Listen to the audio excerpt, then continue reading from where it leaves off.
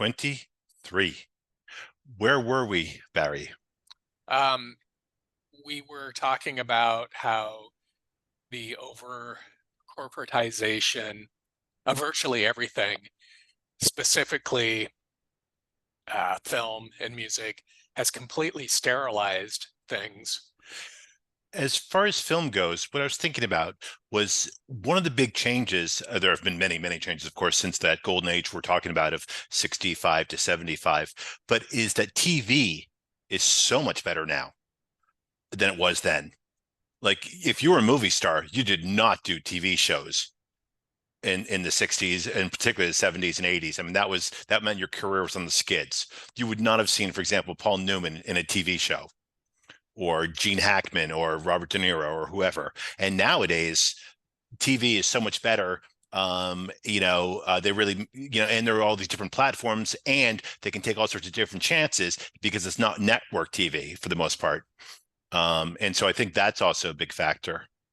That's true. And I do see that on I do see that on the wane now, though, as well. Yep.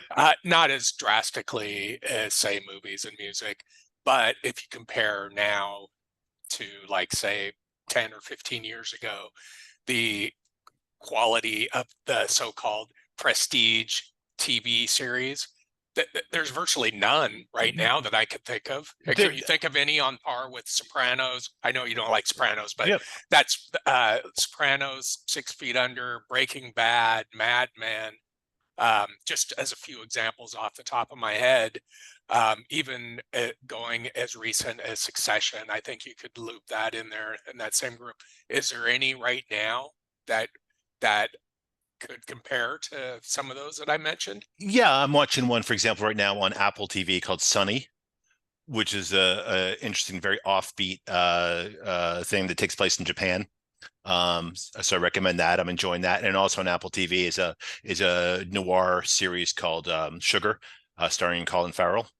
Uh, So what's the gist of Sunny? I'm not familiar with it. yeah, you wouldn't be. It's definitely under the radar. This woman is under the impression she's an American. She's living in Japan with her husband and son, and she's under the impression that he's been killed in a plane crash, but we're not really sure. And he was in robotics, although she thought he was working in refrigeration. And she's given one of the popular, what's called a home bot in Japan to keep her company. And even saying that much, I don't want to give away too much if anyone's actually going to see it, but it's sort of a dramedy, sort of a detective thing. It's a sort of sci-fi. It's all these different elements. It's starring Rashida Jones, and I definitely like it. That was tipped off to me by my sister. The noir is Sugar is a private detective one with Colin Farrell. There's another one called Ripley on Netflix, which is similar, which I've not seen yet. And then I also like, if not a show perhaps, but like the limited series stuff. And so the Queen's Gambit, which came out probably about 5 years ago, 4 years ago, was Yeah. really good. Just 6 episodes, but excellent. The remake of Shogun on Hulu, which is a 10 episode thing, was really, really good. And I don't know if the director considered doing it as a movie or doing it as a 10 episode thing on Hulu, but I could see why nowadays a director, given his choice, might say, you know what? It's going to be better if I do it a multi-episode thing. And I think that's had an effect on film. And Um, also, a lot of people don't want to go back in the theater after COVID. yeah. That I think that really did. Now that I talk about it, it really did make a big change. A lot of people are like, you know what? I just want to watch at home. I don't want person A here, person B here, breathing on me, sneezing on me, coughing on me. I got a big ass screen at home. I'm happy to watch there.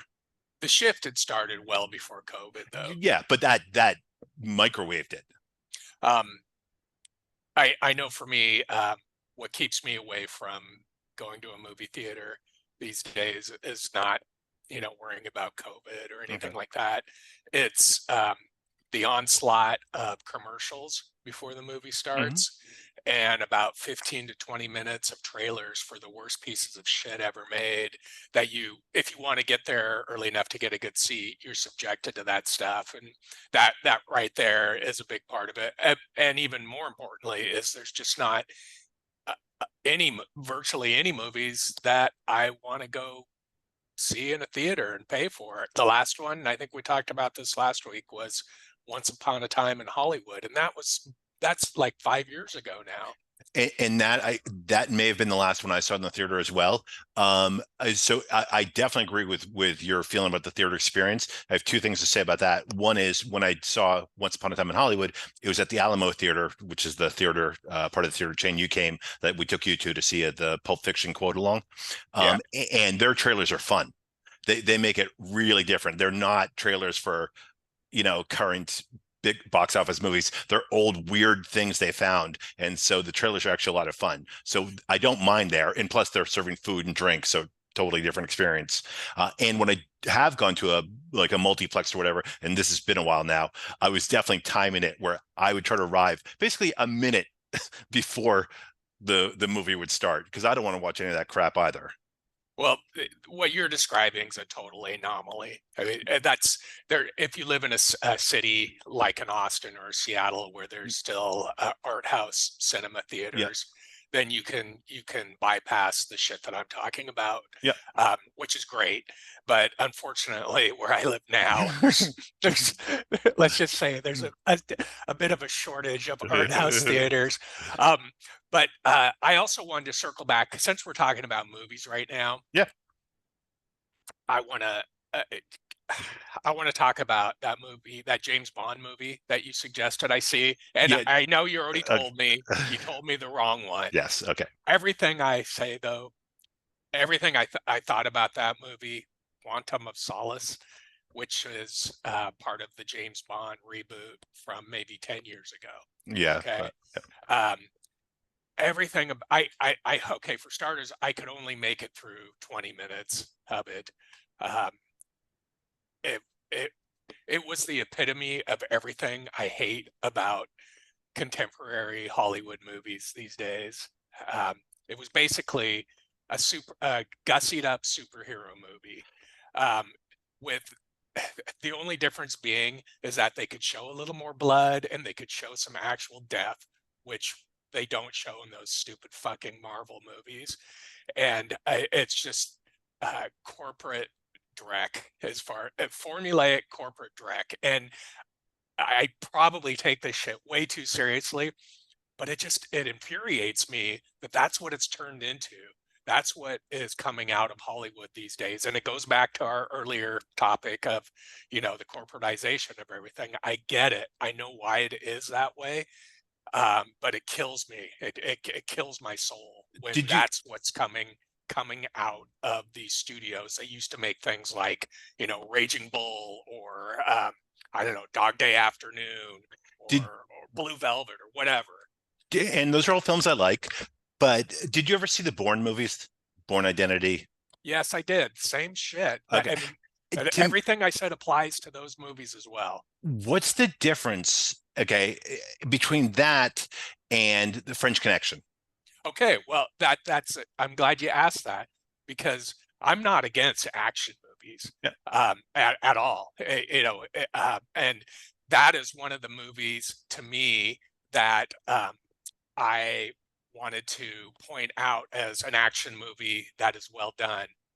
And the difference is, okay, going back to that stupid James Bond movie, it starts out and every scene in the first 20 minutes, with except for maybe 5 minutes out of that first 20 minutes, it's these ridiculous action scenes with about 5 cuts per second.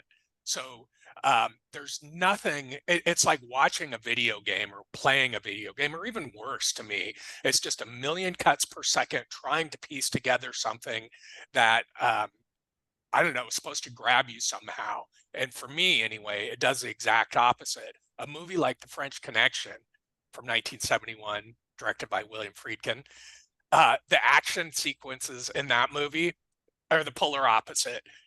You feel them in your bones. That the car chase that is so famous from that movie, Yeah. you feel that in your bones. It's not 35 cuts per 5 seconds. It's actually these longer cuts that allow you to actually feel like what you're watching may be possible, and it grabs you. Another movie, that would fall into that category would be Bonnie and Clyde.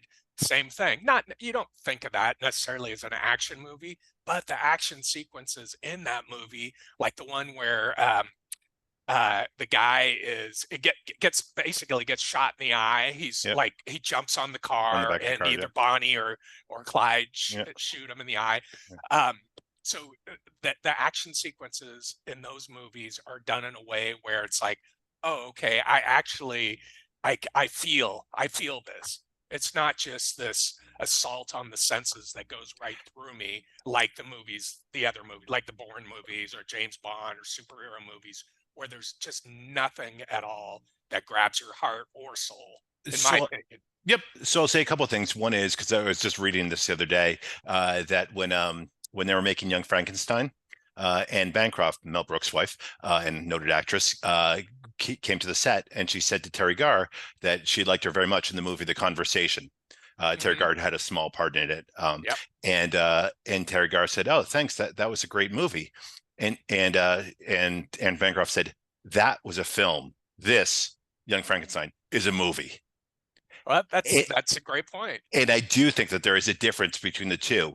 And I love film, but there are times I'm in the mood for a movie. A movie is a roller coaster. Okay. And it's, it doesn't, for me, doesn't have to have the substance, doesn't have to have the depth, doesn't have to have, I can just enjoy it on a purely visceral level. And I think there is a real difference. I really do think of movies and films. Uh, Well, so with that being said, yeah, so I think something like the first Raiders of the Lost Ark movie yeah. would fall into that category that you're talking about. But even that is 100 times more compelling than the shit being thrown out today, churned out today, the superhero movies or the Star Wars movies, all these franchise, these abominable franchise And, movies that and are so formulaic and so heartless. the Indiana Jones, not that. It's like, it's, you could argue that it's a good piece of art compared to the shit that's being thrown out today. I think the problem is not the original movies. Okay. Raiders is a really good movie. It's really fun. I really like Raiders. The rest of them, the third one's okay. The rest suck.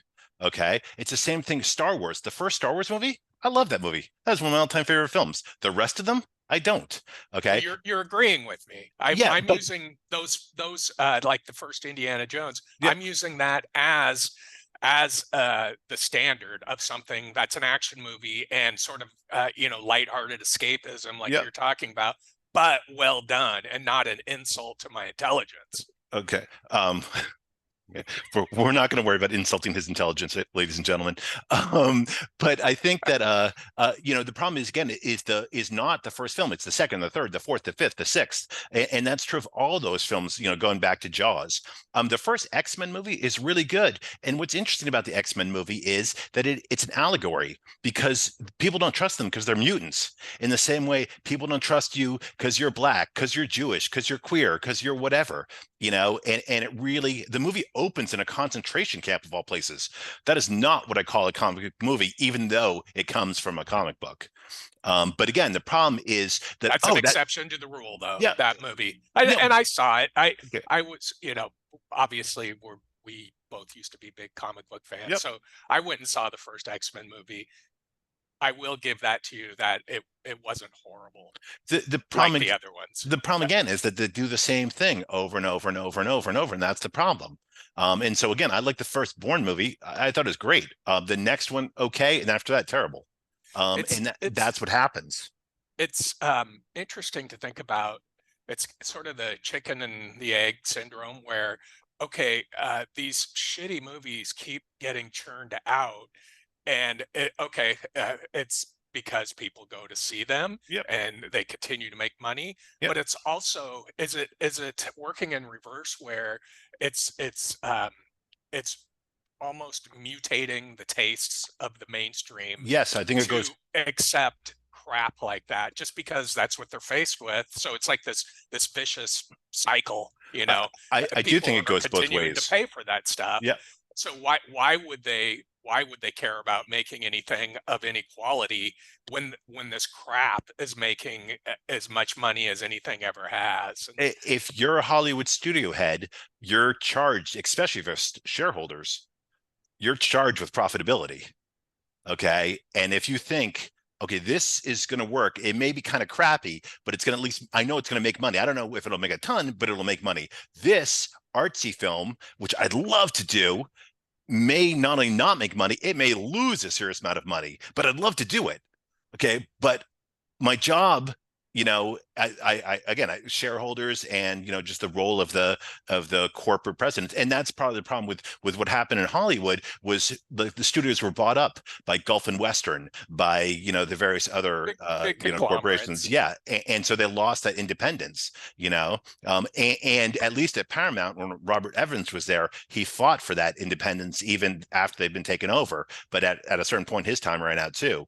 And so I think you make an interesting point. I do think it goes both ways. But and that's where once in a while you get a risk taker, or once in a while you get a film that happens to, like No Country for Old Men, where what, this is a good film, but it should make money as well. It's But it's the exception at this point, which is so disappointing. Um, Using Once Upon a Time in Hollywood as an example. So that's pretty recent, 5 years ago. yeah, But it would appear that, and I think this is the case, that Quentin Tarantino, he can somewhat work outside and he has the autonomy to actually make the movies that he wants. I know for sure, because I've heard him say it, that he has final cut on his movies.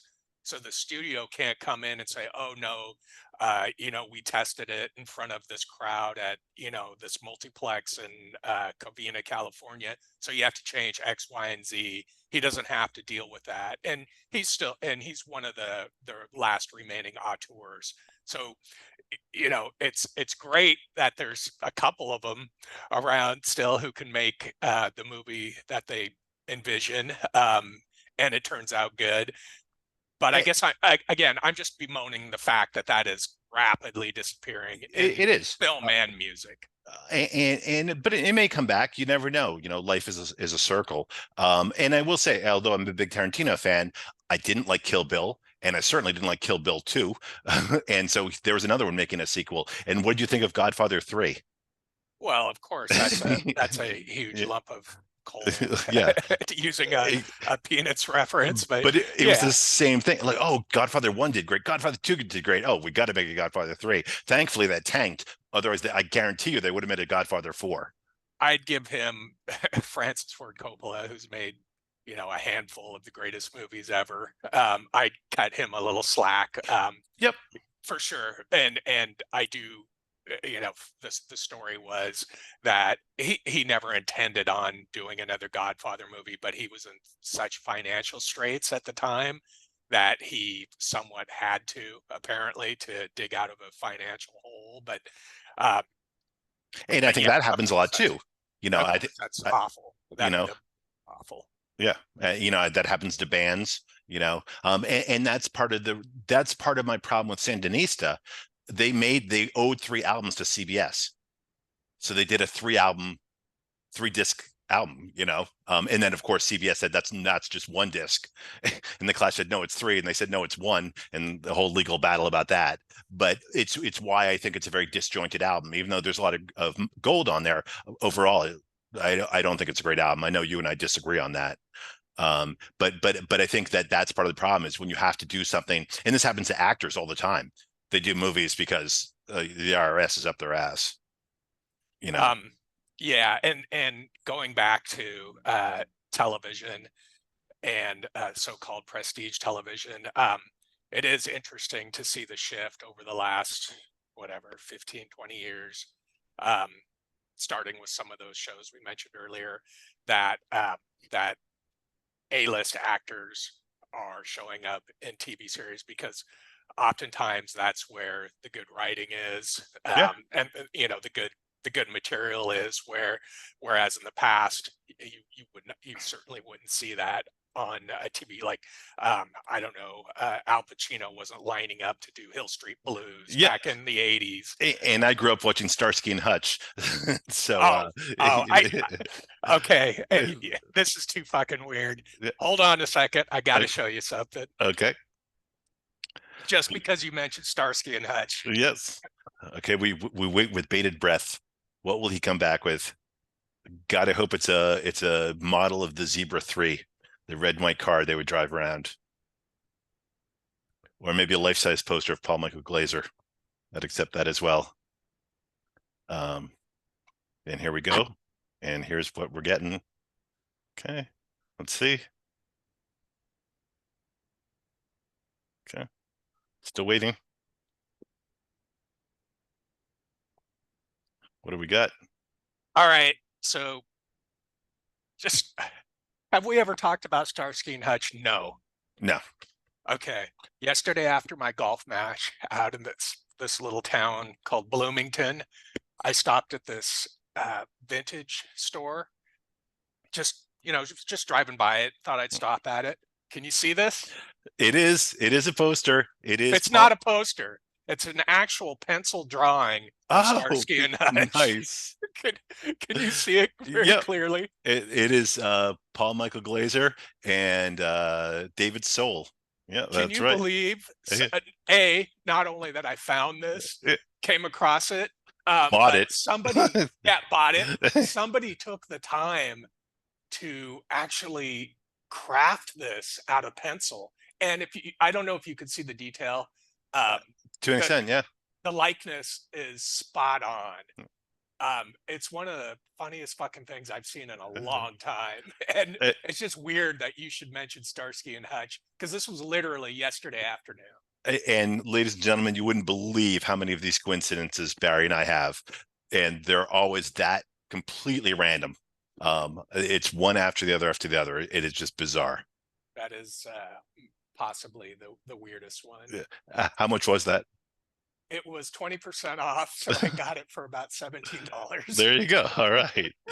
And did they say anything when you purchased it? Oh yeah, the guy who sold it to me was a guy around my age, so he understood the kitsch value, and we had a good laugh about it. And we agreed that if it doesn't work out in my decor, that it's a great gag gift for somebody. Oh yeah, Christmas gift, excellent. And you do have to go back and see if there's another hand drawing of the Zebra 3. Were they part of Starsky and Hutch? That was the car. Oh, that was what it was called? Yeah. Oh, okay. Okay. It was and what was it? It was like it was a red and white. It was red and white, and it was like the Mustang, or not a Corvette, but yeah, definitely a muscle car. Yeah. So, I thought it was orange with like a white, red with white in it. So, but you can. Okay. I wouldn't put my life in the line saying it was red, but I believe it was. I've definitely seen every episode. That show was so big. It had somebody taking the time to do this. Yes. And it's still existing. Like, where's Huggy Bear? 5 years later. I guess he didn't make the cut. Yes, but like no one would have even done a cameo. No well-known actor, no well-respected actor would have even done a cameo in that show. They did. Would have ruined their career, more or less. That was either TV back then was either a stepping stone to the movies, like John Travolta on Welcome Back, Kotter. Yep. Or it was when that actor or actress is on the way down. Yeah. Or you just never made it. Yeah. Angie Dickinson in Police Woman. By the way, sorry, before I forget, I just want to. I watched that Lee Marvin movie with Angie Dickinson. It's called Point Blank. It's a John Boorman movie. Yep. Have you seen it? Yeah, and they did a remake with Mel Gibson. And of course, I'm sure that's a hunk of a big steaming pile of shit. But no, I liked it. Anyway, I hadn't seen Point Blank since I was probably a teenager, and I just really enjoyed it. It's such a well done, edgy movie for that era, and I forgot how insanely hot Angie Dickinson was when she was a young woman. I'd My say a God. long time ago. Yeah. I like Yeah. Lee Marvin. I like Lee Marvin and Oh, Cat Ballou with Jane Fonda, who was also quite hot back then. So yeah. Lee Marvin was such a unusual leading man. Like yeah, he's like this big Frankenstein looking guy, but man, he has such character and this understated charisma. You know, even though he's kind of a heavy, but he's also you're rooting for him, and just such a cool movie. yeah. No, I like Point Blank quite a bit. Um, I was going to also say about movies. So talking about well-respected actors wouldn't go on a TV show back then. There was one TV show during the 60s when you did do a cameo, very brief cameo, because that was the thing to do at the time. And that show was Batman. When they'd act, Yeah, yeah, when either as a supervillain or yeah. popping out of one of the apartments when they'd be climbing up one of the walls. And so like everyone did it. Who, And who were it's some of the big names? I can't remember off the top of my head, so but I know who various you're talking about. various people who are on the show were Jerry Lewis, Vincent Price, Cliff Robertson, um, Eartha Kitt, um, Julie Newmar, um, But Cesar she played a character. Cesar She was Romero. Catwoman. Right, but I'm saying either one or the other. Yeah. Yeah. There were just a ton of people. Burgess Meredith was the Bur- Penguin, of Burgess course. Meredith was great. Yep. And that was another show. I loved that show. And I love the narrator's voice. I want that guy narrating my life. um, that is definitely that is like our podcast. Same bat time, same bat channel. And will we make it out of the quicksand? Will we Um, escape the ropes? do you want to see or talk about some of the recent records I picked up? Yeah, actually, I just want to touch Interested? on one other thing, and then we'll get right to that. Because a trivia question that I've recently sent you, that even I was unaware of, and I came across it and sent it to you. And as I said, I think it belongs in the Mount Rushmore of trivia questions. The fact that Elton John, when he was still known as Reginald Dwight, did the vocals, they recorded it, did the vocals for the second King Crimson album, and then it just wasn't released because Fripp didn't like it, and they went with someone else. But that is talk about what would have changed rock and roll history. Imagine if it was successful. What a weird pairing. It is Uh, so weird. uh, I would love to have heard that. I, It's probably I around there somewhere, probably exists somewhere, you and will got to hunt show that up. bootleg down. Yeah, So that actually, so yeah, Elton John and King Crimson, Elton John and Robert Fripp seems like the most bizarre pairing imaginable, it but is. only because of what Elton John became after that. If let's just say he ended up uh, singing with King Crimson for a few records, Yep. and that was pretty much the end of him, or he had a smaller career afterwards or He whatever. wouldn't have been It would, knighted. yeah, and it wouldn't seem that crazy. Yeah. But what makes it seem so crazy is what happened to Elton and him becoming such a How many albums did that guy superstar. sell? Yeah, like he's got to be. I would say he's got to be one of the top 10 selling artists of all time. I would think. You would think back Yeah, in the early '70s, he he was number was one. every record he put out. He put out like 5 or 6 records in about a 3-year span, Yeah, and they were all huge sellers, yeah, multi-platinum #1, huge hit singles, yeah. And he toured constantly. Yeah, and a perfect example of when mainstream popular music was good. I would use him as an example of, oh, okay, those early Elton records are really good. yeah. There's only I would say there's only one album he ever released I really like, and that'd be Madman Across the Water. Really, Yeah, you don't like Tumbleweed Connection, it's okay. I don't dislike it, but it's nothing I would ever put on. Goodbye Yellow Brick Road, In that, I just got burnt out. I just heard it way too often, and that's part of the Captain problem. Fantastic and the Brown Dirt Cowboy? Come Yeah, on. no, again, I like it, but I just don't love it by any means. And there are certain songs like "Bending the Jets" or "Crocodile Rock" I can never hear again. And that's also interesting in terms of how important is it for an album to be considered one of the great albums of all time for it not to get where you can't listen to it. And so it took me a while. I played Making Movies by Dire Straits so much that there was maybe a 10-year period where I couldn't even listen to it anymore.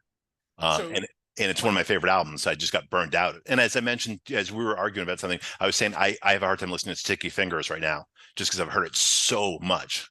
you got to watch that Stones live at the Marquee 1971 Yep. to see some Sticky Fingers songs done live. It's pretty cool. Yeah. It might you know, the Stones always sounded so sloppy when they're playing live, and you know, sometimes you wouldn't even recognize a song until Yeah. it was halfway through. But it's cool to hear like um, "Dead Flowers" or the song "Bitch." Um, and songs you wouldn't necessarily hear live, the Stones live on any live records or bootlegs or whatever. So I would, again, I recommend that Yeah. No, because of that. I definitely am. It's on the list. I'm definitely going to see it. Just a question of when. Dead Flowers is a song I really liked. Bitch is a song I can do without. But I like their country stuff. I love Sweet Virginia. I really like Dead Flowers. I like the girl with the faraway eyes. I like that stuff that they did. Um, Going back to your comment though Yeah. about listening to records too much, my friend Dob and I used to have this term where we'd get to that point with a record we really loved, and we would say, it just, listening to it, it just goes through me now Yeah. because you're so familiar with it. Yeah. It doesn't elicit that same feeling, you know, that it did the first 999 times you listen to it. It's And, weird how that works. and it is. And as I said, with Making Movies, it came back. I was finally like after a 10-year period, I was able to enjoy it once again. So I do think you can get back to it, but yeah, there are definitely times where it's like, okay, I can't like Born to Run is another one. I don't listen to that. And I love Born to Run. I just have heard it way too many times. And yeah, and it's not that you don't like it anymore. Yeah, yeah, It just goes through yeah, you. yeah. It's um, like light beer. Yeah. or like yeah, or like water going through a dam. Yeah.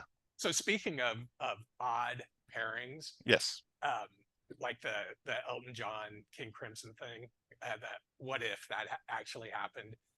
One of the things you and I were talking about is there's this legendary pairing back in the late 60s, I guess, when the Monkees were, you know, the biggest thing in this country in music.